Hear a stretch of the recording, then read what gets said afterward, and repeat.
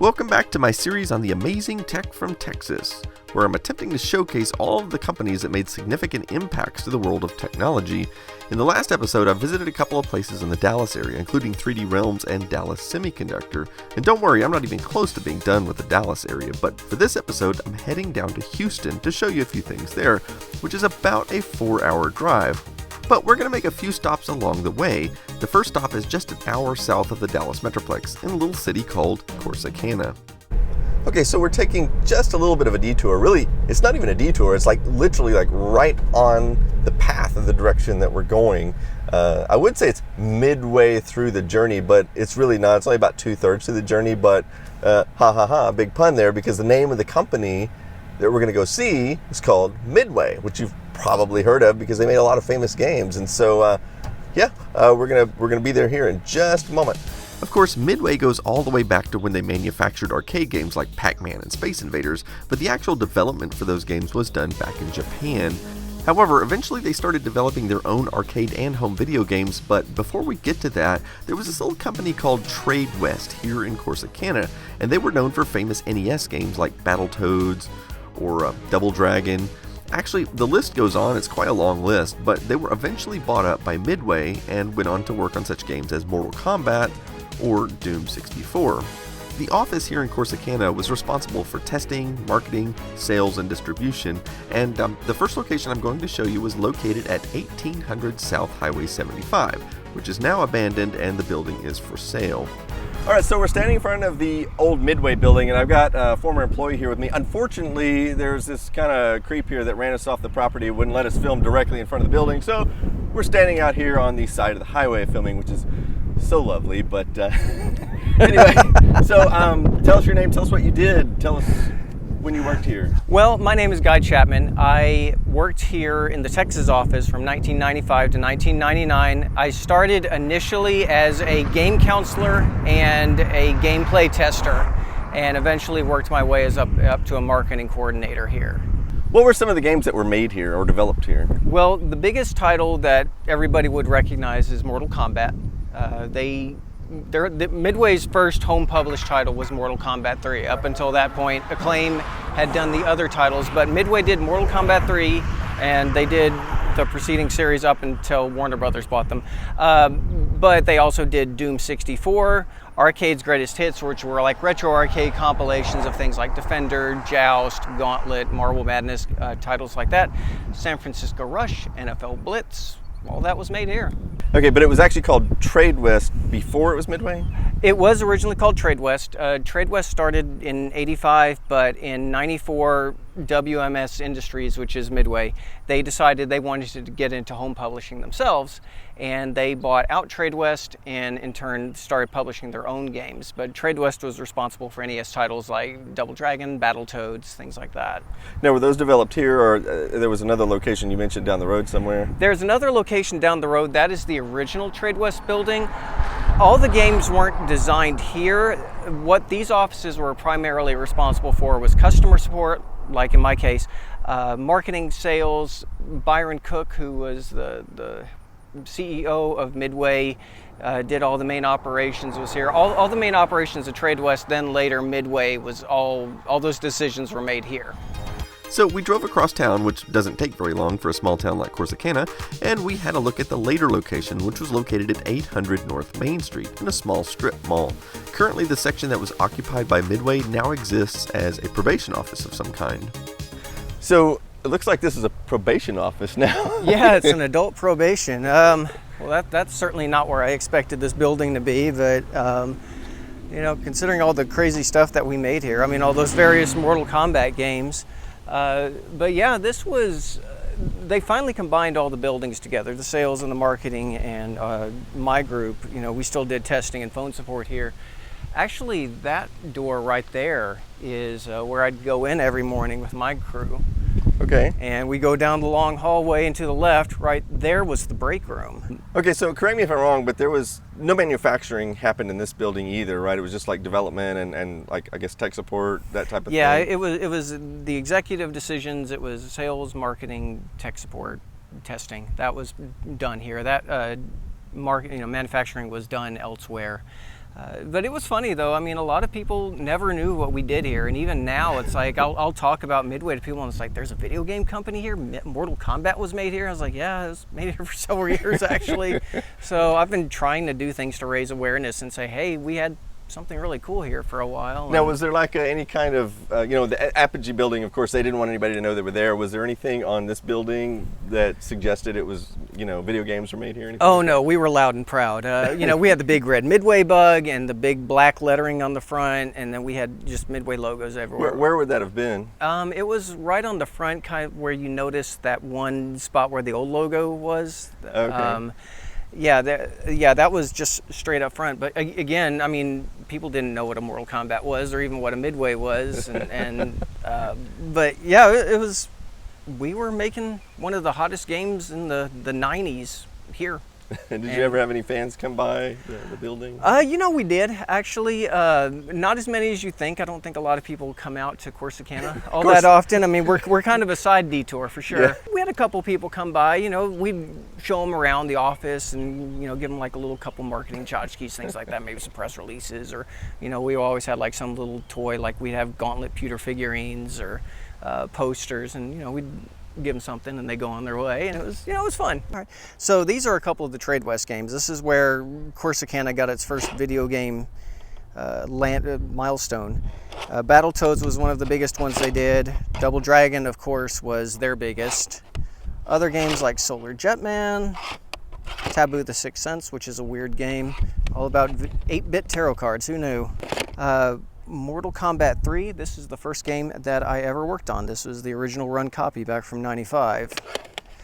And shortly after that, we did a couple games. Doom 64, that was a Midway original. That was not done by id. San Francisco Rush 2, or just Rush 2 because it was all over the world. This was an old press kit from Williams. A little bit more authenticity. That was the building we were at that we got chased off from. So, kind of an interesting piece, that whole super flashy 90s style, and just basically had pictures of like Doom and Mortal Kombat 3. Those were the first two big Super Nintendo games over the years, and these were all done in Corsicana. Carrie Hoskins, who played Sonya Blade in Mortal Kombat 3, she's actually been a longtime friend of mine. Okay, well, I appreciate you showing me the buildings. It's really unfortunate about the last building that guy wouldn't let us film there. I don't know why. It was a big empty parking lot and the building had for sale signs all over it. It seemed crazy that they ran us off, but it was his building and it was dear to him, so Yeah. So I left Corsicana and headed back out on the long road to Houston. But I do like to break up long road trips into smaller sections for my own sanity, and I'm going to stop next in Madisonville. That's because I got dozens of emails from people telling me that if I'm showing a Texas road trip, then I definitely need to show Buc-ee's. Well, so here it is. There are 35 of these scattered around Texas, located on long stretches of highways. They are essentially really, really big gas stations. Unfortunately, my car is electric and Buc-ee's does not yet offer chargers, although they have publicly said they plan to add those soon. Besides gas, they have almost every food item imaginable inside, and they're also known for their fancy restrooms, which I can't really show for obvious reasons, so you'll just have to take my word for it. I'm going to take this opportunity to talk about something else. You can see the Buc-ee Beaver statue is wearing a mask. Many people complained in the last video that I was out in the middle of a pandemic, so I just wanted you to know that me and anyone I was with were wearing masks when not on camera and following every safety precaution. In fact, I spent the vast majority of this trip in my car or outside in the open. So having said that, it was time to head back out on the road, this time just for 20 minutes until I arrived in Huntsville. So there were actually a couple of reasons I wanted to stop in Huntsville, and the first reason was to use the Tesla supercharger here since I was not able to refuel at Buc-ee's. This also gives me a perfect opportunity to show people something I've tried to explain time and again. As you can see, I had 140 miles of range left, which was probably enough to make it all the way to my hotel in Houston. You can see it was saying 45 minutes for a full charge, but let's see how that really works out. I took this opportunity to wash the 180 miles worth of bugs off my windshield, and by the time I did that and ate the snack I bought at Buc-ee's, 10 minutes had passed. After which you can see we were up to 212 miles, which was way more than I really needed to make it to my hotel. And the last thing I wanted to show you here in Huntsville is the giant statue of Sam Houston. Now, he was a very important figure in the history of Texas, more than I have time to explain here. The statue is visible from miles away as you approach Huntsville on the freeway, but if you want to have a closer look, you can drive around behind and park at the visitor center, and then you can walk down a little trail. On your way, you'll pass a giant head of Sam Houston, and I've never quite figured out why there's just a head here. I don't know if it's like a spare head or a practice run or what, but for some reason standing next to this, it reminds me of the face of Bo from Doctor Who. Anyway, if you keep walking the trail, eventually you come to the back of the statue, and just to give you an idea of how big this thing is, take a look.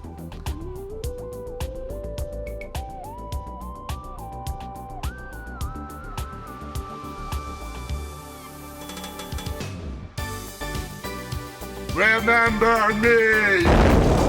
Anyway, time to get back on the road for the final leg of this journey to Houston. Much like Dallas, Houston is also very big. It also has multiple downtown areas, including the main city center here, Medical City, which is here, and then Uptown over here. Now granted, these are all closer together than in the Dallas area, but let's have a look at some of it. This is downtown Houston. The entire Houston metro area is home to some 7 million people, similar in size to the Dallas-Fort Worth metroplex. This is a view of Uptown, sometimes called the Galleria by locals. It has quite an impressive skyline all of its own. And this area here is called Medical City. You can see downtown off in the distance. This is basically an entire city of hospitals and medical services. People come from all over the world to receive medical treatment here. Some of the places we'll be exploring is the DeLorean Motor Company in the city of Humble, and then we're going to find the original Compaq factory, and then we're going to have a look at the NASA Space Center down near Webster. And when I say we, that's because I'm going to be meeting up with a special guest for this trip. I'm meeting up with Johnny Hemberger, who runs a local radio show called Geek Therapy. I've participated in his show on several occasions, and we've agreed to meet at the top of the parking garage for iHeartRadio. He's also brought a special car that we're going to cruise around in for the rest of the trip.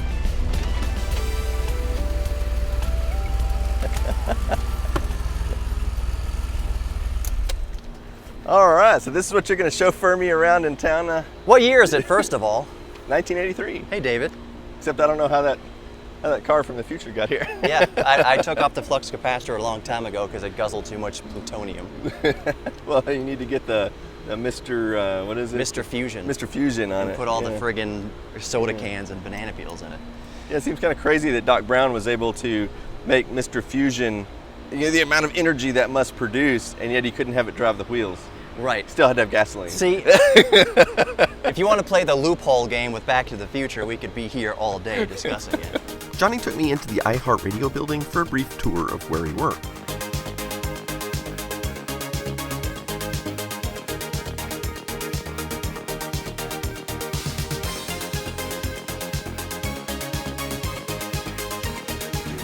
This is my station. This is the station that I am on at 950 KBRC. And so this is where Geek Therapy Radio is produced.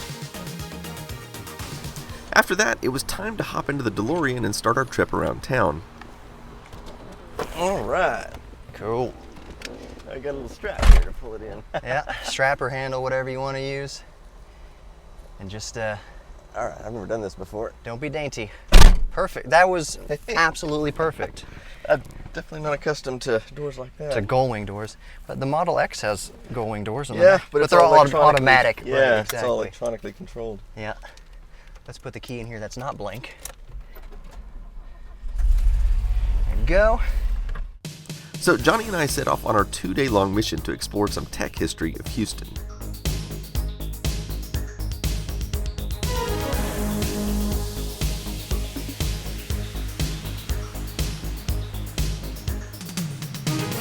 Yeah, so I figure traffic, famous Houston traffic. We're going nowhere fast right now. So we might as well talk about the car a little bit. I bought this car when I was 17 years old in the year 2000, so July 2000. I bought it for less than what a used Honda Civic cost, which surprised a lot of people. Back then, early, at that era, 2000s, internet wasn't like it was today.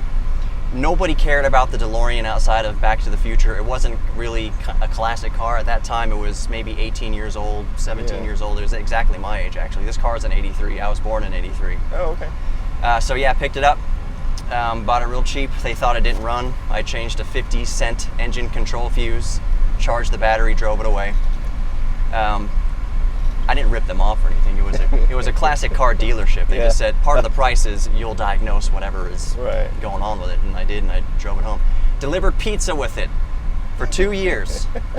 This doesn't seem like a pizza delivery vehicle, but no.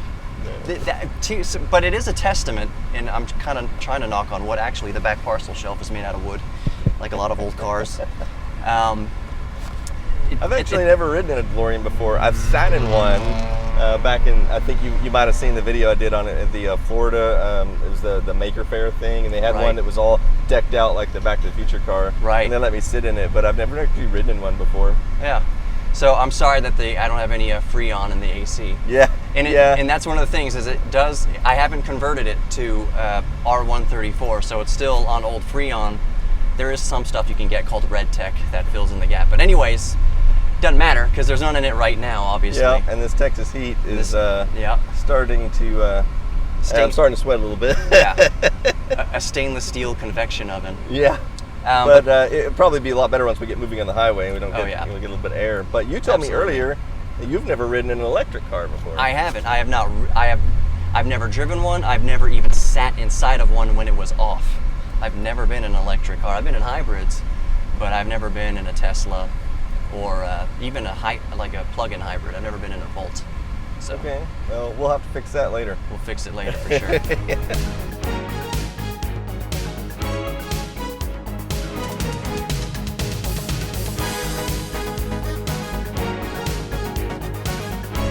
So, tell us a little bit about where we are going. All right.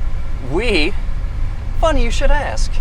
We're on the way to the DeLorean Motor Company in Humble, Texas. It is the world headquarters for DeLorean parts and restoration and now someone's got to be sales. Clarified there. Humble, Texas. Now, a lot of people are going to look at the map. Yep. And it starts with an H. Yep. So they're going to think it's Humble, Texas. Oh, it's how it's supposed to be pronounced in English, but it's one of those colloquialisms. It's easy to tell if you're not, from out of town. Are we going to Humble? No, we're going to Humble. Still drives my wife from Virginia crazy. Everything seemed to be going along really well, but then disaster struck. The DeLorean started to sound like a tea kettle and steam started pouring out of the rear. The engine had overheated. We assumed it was from being stuck in a traffic jam in the hot Texas sun. After letting it cool down, we managed to make it to a gas station where Johnny bought some coolant. It seemed to be very low, which was concerning. After starting up the car again, we noticed the problem. A rubber coolant hose had burst and coolant was just spewing out of it, so we had to use a different car for the rest of the trip. So in a different car now, we're entering the somewhat rural neighborhood where DeLorean is located, and here it is. The building is painted to look like stainless steel, just like the cars. Okay, so we have arrived at the DeLorean Motor Company. Unfortunately, we didn't make it in the actual DeLorean, but we did make it here. I would mention that we're not allowed to go inside because of the whole virus situation we got right now, but that's fine. I just want to give a big thanks out to CarFection. They did allow us to use some of the footage so that we can show you what it does look like on the inside. So, what do they do here? This is the world's headquarters for restoring and servicing DeLorean motor cars, and there's more than you might think. They produced about 9,000 of them, and this is the world headquarters. So right here in Humble, Texas, just outside of Houston, they have a few other satellite facilities, one in Los Angeles, up in the Midwest, East Coast, and then a couple in Europe, and this is where they service all the DeLoreans. And this is the world headquarters for it right here. So Back to the Future, all the history of the DeLorean Motor Company going defunct, and it all ends up right here with the DeLorean Motor Company in Humble, Texas. It's pretty cool. Do they still make new ones here? Yes and no. They do make new ones out of new old stock parts, so they basically have an inventory. They have enough. When DeLorean went into receivership, they still had enough parts left over to build something on the order of over 10,000 new cars. They never got to that. They hit 9,000. And the rest was history. But all the remaining parts most of them are here. It's kind of a long story, but all the parts wound up here at DeLorean Motor Company and the various satellite facilities. So you can still buy new DeLoreans using new old stock, zero mile motors. But there are some improvements to the parts, like the coolant system. So there are updated parts in that category. You can get new exhaust and new suspension and bring it up to more power, more speed, and more reliability, which is something I should probably think about in the near future. But it's all based here at DeLorean Motor Company in Humble, Texas. All right, so we've had a look at DeLorean. Not much we can do here, so now I think we're gonna go try to hunt down the original Compaq factory. Wouldn't that be something? That would be something. Let's go see if we can find it. Cool. Compaq, being one of the largest computer manufacturers in the world, was based right here in Houston. And I've had numerous Compaqs over the years, my favorites being my 46 laptop, but my absolute favorite is my original Compaq Portable 1. This is the first computer they ever built and the first successful IBM clone in the market. Finding their most recent facilities is pretty easy. Everybody knows where that is, but it was a huge challenge to find the original location. I got most of my clues by watching this documentary on YouTube called The Compaq Story. It's an old video that's been captured from VHS tape, and it's a pretty cool story to watch if you can tolerate the poor audio and video quality. It features several interviews from Jim Harris, Bill Murto, and Rod Canyon, the original founders of the company. But I'll show you some of the clues we're given. In this section, Murto talks about sketching out the first design at the House of Pies, and a photo is shown of the location. And there we started to discuss, how we might build a computer. We actually started to draw this up on the back of a placemat. So Johnny and I set out to see if we could find it, and actually it wasn't that hard because the location still exists today, and it's still called the House of Pies. I didn't expect it to be open under the current situation, but I walked up to the door and saw that it was in fact open at 25% occupancy. So Johnny and I decided to go in and have some pie. Okay, so we actually decided to come into the House of Pies. I don't know if we're at the exact same table where Bill Murto and Rod Canyon scribbled out the first Compaq design or not, but somewhere. But these pies sure are big, aren't they? Yeah, that's huge. That's like 3 slices of pie. That's probably my daily allotment of calories right here. I didn't need to get an extra for my wife. I could have just saved this. Yeah, what do you think this is? 1,000 calories? 1,500? Probably 2,000 right here. It's brain food. That's where you conceive of computers. Yeah. Well, these are what Compaq computers were conceived out of. Yep. The next clue was when they talked about their first office. We had was composed of a small office in a bank building on Jones Road, the Ally. So we headed out to Jones Road and started looking for a building that looks like that. Fortunately, it was a distinctive looking building and we found it right away. It's located at 12339 Jones Road, only now it's a Wells Fargo building. So this was the office where the Compaq Portable 1 was designed for nearly a year before they were ready to manufacture it. At this time, the company was actually called Gateway Technology, but would later change the name to Compaq. And now it was time for the next clue. The next move we made was when we moved over to Perry Road to, again, just the most fantastic, most spacious offices that you can imagine. We had cows in the back with a donkey and things like that. So we headed out to Perry Road, and admittedly this was more of a challenge to find, but we eventually identified the location at 12330 Perry Road. The front 2 buildings look almost exactly the same, but everything else has changed. All right, and so here we are. I'm walking in front of one of the original offices for the Compaq factory. Now there's these 2 buildings here, which I presume they use for offices, and then there's the actual factory. So as you can see, it doesn't look much like a factory anymore. They've converted it into a church. It's now a Crossover Bible Fellowship, but I think maybe we could call it the Church of Compaq. That's right. That sounds good. These 2 square buildings were both the original offices. The one on the right is now a daycare center. These front offices is most likely where this photo was taken of the original 3 guys and the Compaq Portable 1. These photos here would have been taken in the larger building in the back. I made many attempts to contact both the church and the daycare center weeks prior to my trip, but neither one would return my calls or emails. It's possible they're just shut down due to the current situation with the virus, or maybe they just aren't interested in computer history. Who knows? Of course, there have been quite a few changes to the landscape of this area, so let's talk about a few of them. Okay, so I've been trying to figure out where the Compaq sign is that I see in the old photo that used to be like right here, like on a brick stand, and it took me a little while to figure out because it doesn't even look like there'd be room for such a thing here. And what I eventually figured out is that this used to be a 2-lane road with no median there, and as they've expanded the road out, they've encroached into the original area. So this grassy area here used to extend much further out, and that's where the sign was. Let's take a look from some of the views from Google Earth. This is what the property looks like today, and I'm going to go back to 2002 in a moment, and what I want you to notice is that this body of water was not there before. This road was much more narrow, and these houses were not yet built. So, let's have a look. So yeah, 18 years ago, things look quite different, but keep in mind that Compaq was still long gone from this building even in 2002. So we're going to go back again to 1989, and almost everything you see here will be gone except for the 3 Compaq buildings. But I want you to pay special attention to this section of the building. Okay, here we go. So as you can see, that part of the building was added on well after Compaq moved out of the facility. In fact, it's very likely they were already gone by the time this photo was taken in 1989. But this definitely fits with the description in the video that they were surrounded by cow pastures. Oh, and you can just barely make out the brick sign here in front. If only I had taken my Compaq Portable 1 with me on the trip, it could have revisited its own birthplace.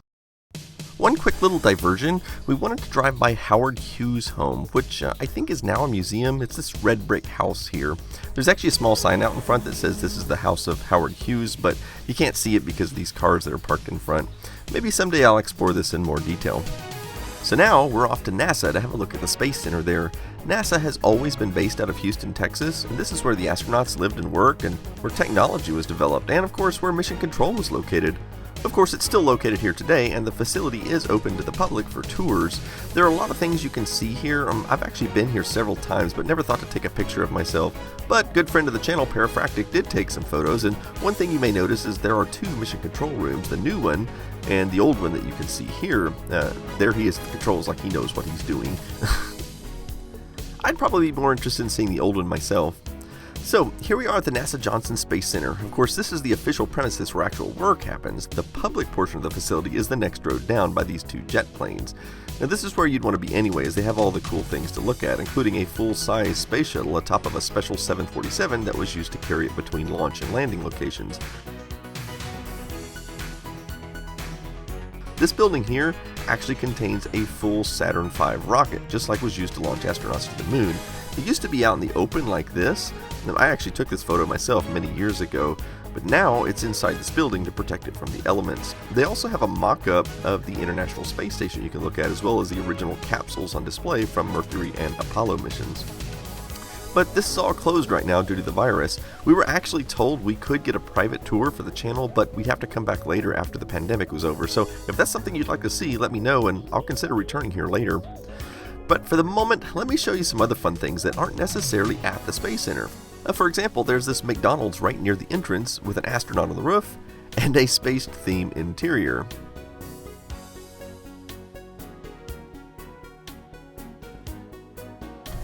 Okay, so we're leaving the NASA Center now, and Johnny thought it might be an interesting thought to go by and look at, see where some of the astronauts live, because they actually lived just right down the road from here. Yeah.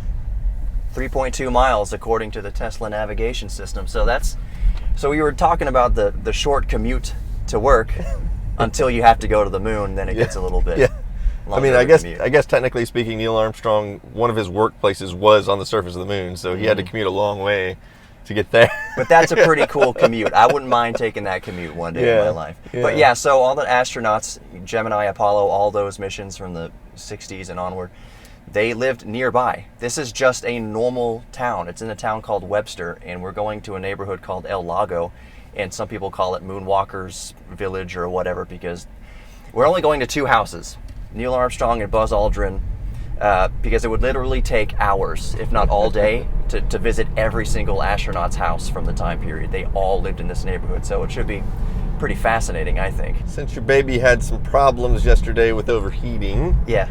we're driving the Tesla today. Yeah. So how do you compare the two? Well, it's very nice when you don't have coolant hoses to explode. And I will say, those hoses were 40-year-old rubber, so cut it some slack. And I'm very happy that we could isolate the problem. That helps when troubleshooting. Oh, there's the burst artery, found it. Yeah, well, and not only that, but that's a fairly standard part. I mean, that's not like a DeLorean specific part. You can get a rubber hose anywhere. Right. Engine's fine, drivetrain's fine, brakes, everything is fine. Yeah, but so going from the DeLorean to the Tesla, a car that was designed for the future to a car that is in the current future, it is quite the trip. I would love to have a Tesla one day. This is my first time in any EV, period. I went from the DeLorean to the Tesla. It is quite an experience, I should say. People, the first thing they notice in an EV is obviously the silence, the engine's not running. But one thing, David, I did notice is once you're rolling, it sounds like, the sound in the cabin is like most luxury cars. It's very quiet in here. Versus kind of a cheaper car like an old 1989 Toyota Corolla or something like that. You hear all the road noise and everything, but... Actually, what I hear mostly is the sound of other cars' engines around me, like that truck that just passed us. I heard its engine. Yes. And it's not even my car. Yeah, this is nice, going from retro future to actual future. Yeah, I know there's still detractors out there that don't think that EVs are the future, but I'm willing to bet most of them have never actually ridden or driven one. And I know so many people who that's what changed their minds. Like, you can read all about it, you can watch YouTube videos, but until you actually experience it, a lot of people think it's about environmentalism, or they think it's about just, you know, the economics of saving money at the gas pump or whatever, but you have to actually get in and drive one before you really realize it just immediately feels like the future to me. That's why I was hooked. And it's it sounds like a pitch for Tesla. It's just a good product. So what Elon Musk did was made EVs attractive and sexy and a product that's just good and that people would want to buy. So that somebody who doesn't care about, you know, environmentalism, so to speak, is just going to think a Tesla's cool either way and be interested in the Tesla. It just so happens that it's electric and it's zero emission, and I think he was onto something with that. Well, exactly, and Tesla, because they only sell electric cars, they have very much incentive to make the cars as desirable as possible. Exactly. Where the other manufacturers, they're like, well, we don't want to make our EVs too attractive because they'll compete with our more profitable gas cars. Right. And that's always been this dichotomy that just changes the whole landscape of how the cars are designed. Right. So yeah, we're driving around the neighborhood here where all the astronauts lived, and Johnny over here is filming out the window so you can see some of the footage. And these homes, they're nice looking homes. They have that 1960s, you know, kind of look to them, but they're not like run down or anything like that. They're it's modest. Yeah, they're in really good shape, and it's a neighborhood I wouldn't mind living in. Yeah. And we're just says 1 minute away from Neil Armstrong's home, which looks like it's going to be on the left side. Yeah. So all this B-roll I'm filming right now, we are most definitely passing by other astronauts' houses. Yep. It's easier just to isolate a couple than to tell you about every single one. Just assume that half the houses we're going by have been lived in by an astronaut, or at least NASA personnel. Yeah. So imagine living here and just seeing Neil Armstrong mowing his yard one Saturday morning. Yeah. That's what it was. Yeah. We're looking for 1003. That's 907. Is it that fancy one there? I think it's this one. Oh yeah, that's it. We'll turn around and get it. All right. We just passed Neil Armstrong's home. We'll get a better shot of it. We're gonna turn around. Yeah, we'll get a better shot. Can you imagine living like in Neil Armstrong's home, like just every day to know that this is your house that you live in? If I was a billionaire, I wouldn't be trying to build a mansion. I'd be putting bids on the astronauts' houses. That's where I'd want to live.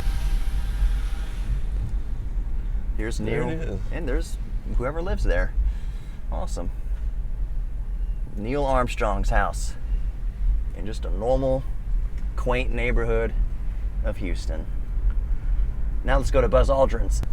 Okay, so we just passed Neil Armstrong's home. Now we're headed to Buzz Aldrin's home. And I mean, he literally just lives like within walking distance. It's like, it's just like a couple blocks away. So we'll be there in just a minute. Yep. So to be clear, Buzz Aldrin, at least of the time of making of this video, is actually still alive. I know Neil passed away a few years ago, but I don't think he still lives in this house. This is just where he lived at the time that he was working for NASA. Mm-hmm. All right. We're almost there. It's going to be on the left. I think we actually passed this one on the way in. So it's going to be one of these houses right here. It might be this one. There's 204. 204. So wow, that's a really unassuming looking house there. If that's 206, which it probably is. This is where Buzz Aldrin lived. Now that says, what does that say on the 206? Does it? Okay, it's a little faded, but yeah. Okay. This is Buzz Aldrin's house when he worked for NASA. He's got a squirrel living there. And there's one of his squirrels.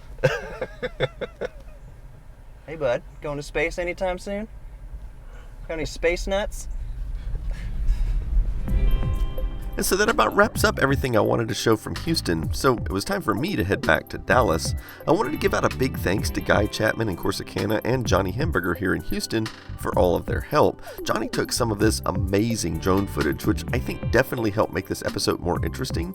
And I'd also like to mention his show again. It's called Geek Therapy Radio, and I've been a regular guest on the show for quite a while, along with Clint from LGR and numerous other technology geeks. And if you like this episode, just wait for the trip to Austin. We had 3 topics here in Houston. I have like 12 planned for Austin, so stick around for that one, and thanks for watching.